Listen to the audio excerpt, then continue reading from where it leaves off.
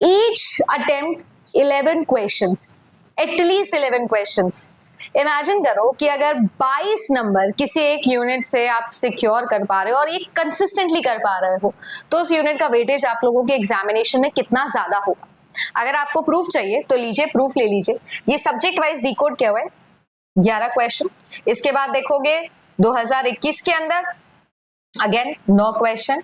फिर देखोगे आप लोगों का 22 के अंदर 13 सवाल। फिर आप देखोगे 23 के अंदर फिर से आप लोगों के 8 + 5 13 सवाल।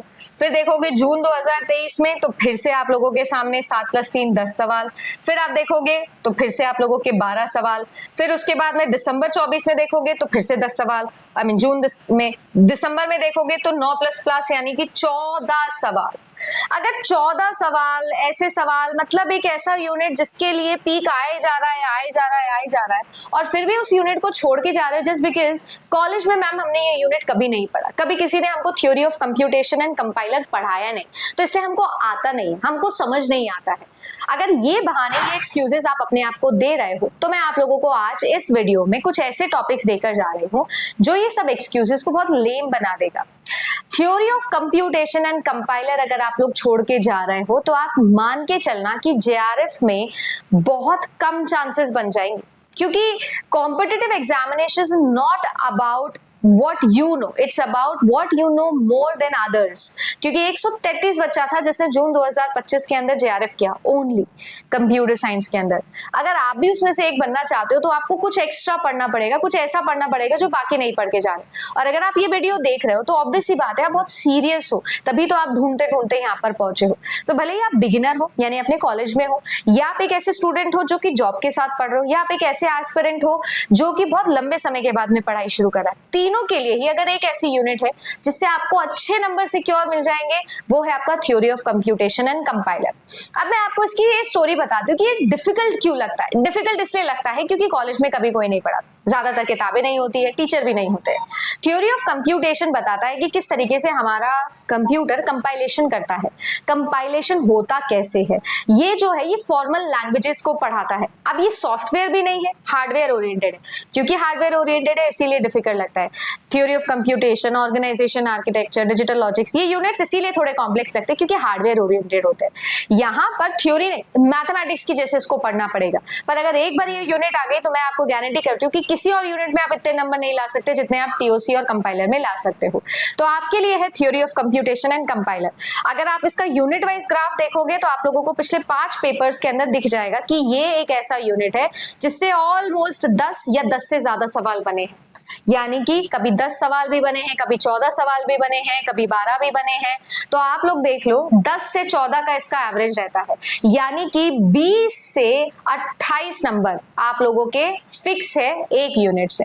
अगर इस पूरी यूनिट को डिकोड करना चाहें तो चलिए आइए एक एक करके डिकोड करते हैं और मैं आप लोगों को इसके इंपॉर्टेंट टॉपिक्स बताती हूँ जो आपके बड़े काम के है ना, बहुत इंपॉर्टेंट होंगे आपके लिए। आपके लिए NP complete problems, Chomsky's hierarchy, CNF Chomsky's normal form, गिब्रेक नॉर्मल फॉर्म, पार्सर्स, सीएफएल या पीडीए के ऊपर, पंपिंग लेमा के ऊपर, 3 एड्रेस कोड्स के ऊपर, कोड ऑप्टिमाइजेशन के ऊपर, फाइनाइट ऑटोमेटा या रेगुलर लैंग्वेज के ऊपर, क्लोजर प्रॉपर्टी के ऊपर, ट्यूरिंग मशीन के ऊपर, कंपाइलर प्रोसेस के ऊपर, फर्स्ट एंड फॉलो वाले टॉपिक के ऊपर और ग्रामर के इन जनरल क्वेश्चंस के ऊपर। ये सभी टॉपिक्स पर पिछले 5 पेपर्स में लगातार सवाल बने हैं। मैं आपको वो टॉपिक्स बता रही हूँ जो टॉपिक्स मस्ट टू डू हैं। समय कम है ना, और पढ़ना ज्यादा है तो ऑब्वियस ही बात है पारेटो रूल लगाना पड़ेगा। 20% ऑफ दैट सिलेबस पढ़ना पड़ेगा जहां से 80% नंबर सिक्योर कर सको, एंड दिस इज दैट 20%। ये टॉपिक छोड़ के नहीं जा सकते। तो थ्योरी ऑफ कंप्यूटेशन को अगर आप लोग ध्यान से देखोगे ना तो देखो कि पिछले 5 पेपर्स में भैया कितने सवाल बने हैं। तो ये आपको वो मैंने नंबर्स लिख कर दिए हैं। जैसे अब आप देखो पुश डाउन ऑटोमेटा है, पुश डाउन ऑटोमेटा से पिछले 5 पेपर में 3 पेपर्स में लगातार सवाल बना है। फिर ऐसे ही आप देखोगे फाइनाइट ऑटोमेटा, तो फाइनाइट ऑटोमेटा जैसे हर बार कभी 1 सवाल, फिर 3 सवाल, फिर 2 सवाल, फिर 5 सवाल। आपके दिसंबर 2024 के अंदर पूरा पैराग्राफ ही फाइनाइट ऑटोमेटा का आया था, फिर 2 सवाल। यानी अगर फाइनाइट ऑटोमेटा पढ़ लेते, उसको 2 घंटा दे देते तो सोचो 10 नंबर सिक्योर हो जाते।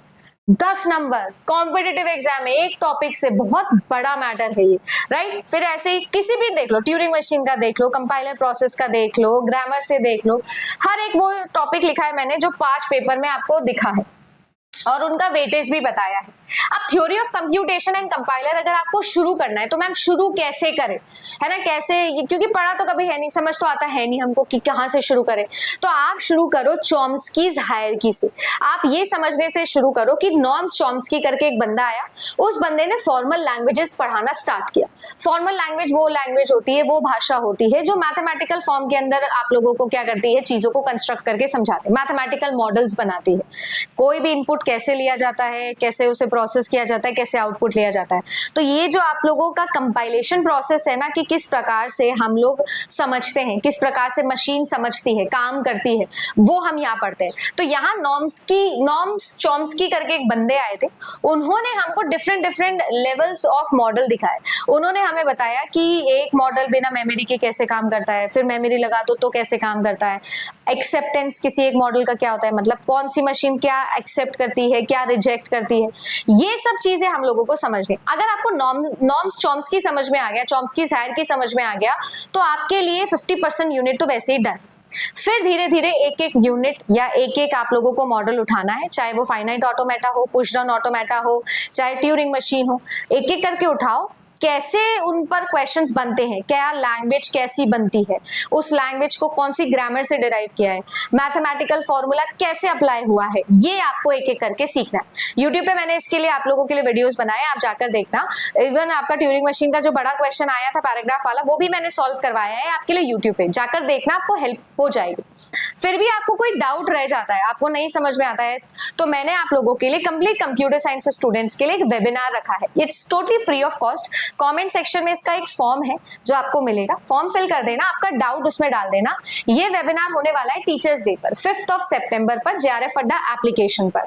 ये पीडीएफ भी आपको एप्लीकेशन पर मिल जाएगी फ्री ऑफ कॉस्ट। आप जाओ एप्लीकेशन डाउनलोड करके इस पीडीएफ को यूज कर लो, ताकि आपको टॉपिक्स के नाम पता लग जाए। और ऐसा मैं 10 यूनिट के लिए करने वाली हूँ, तो वो सब आपकी हेल्प हो जाएगी। इसके अलावा 5 सितंबर को मैं आप लोगों के लिए ये वेबिनार कंडक्ट करूंगी। इस वेबिनार में आप आके मुझसे पर्सनली भी अपना प्रॉब्लम शेयर कर सकते हो। बट यस, टाइम की बात कर रहे हो, फर्स्ट टाइम स्टडी कर रहे हो या जॉब के साथ स्टडी कर रहे हो, थ्योरी ऑफ कंप्यूटेशन बहुत इजी, आपके एटलीस्ट 20 से 22 नंबर फिक्स करवा देगा। तो इस यूनिट को छोड़ के जाने की भूल नहीं करनी। Good luck.